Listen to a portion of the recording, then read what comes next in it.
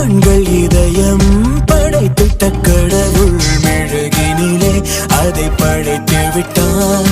பெண்கள் நெருங்கி பேசிடும் பொழுது மெது மெதுவாய் அதை உலக வைத்தார். உள்ளத்தை கட்டி போட தெரிந்தவன் யாருமே உலகத்தில் இல்லையே. வெள்ளத்தின் அளவுகள் தாண்டினார் மண்டுகள் என்ன செய்யும் முல்லையே.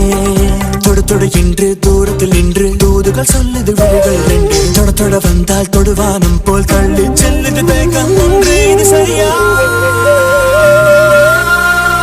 சரியா இது தவறா?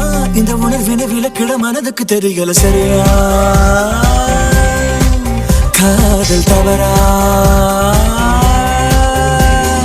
வரமா இது வலையா? இந்த உறவினை